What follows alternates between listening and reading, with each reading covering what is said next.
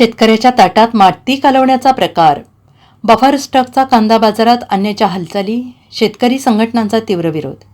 केंद्र सरकारच्या ग्राहक व्यवहार विभागाने भाव स्थिरीकरण निधी योजनेअंतर्गत यावर्षी बफर स्टॉकसाठी 5 लाख टन कांद्याची खरेदी केली आहे. यापैकी प्रत्येकी 2.5 लाख टन खरेदीचं उद्दिष्ट नाफेड आणि NCCF या दोन्ही केंद्रीय संस्थांना देण्यात आलं होतं.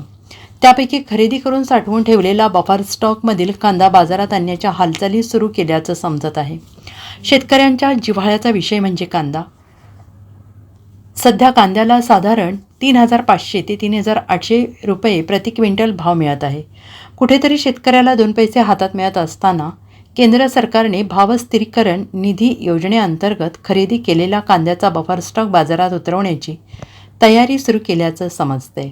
याचा फटका थेट शेतकऱ्यांच्या कांदा दराला बसणार असल्याने कांदा उत्पादक शेतकरी आणि शेतकरी संघटना यांनी बफर स्टॉक बाजारात उतरवण्यास विरोध दर्शवला आहे. शेतकऱ्यांकडे अजूनही चाळीमध्ये कांदा मोठ्या प्रमाणात साठवून ठेवलेला आहे. मग कांदा मुबलक शिल्लक असताना बफर स्टॉक बाजारात उतरवण्याची घाई का, असा सवाल कांदा उत्पादक शेतकरी संघटनेनं केला आहे. Bureau report, SBN Marathi, Nashik.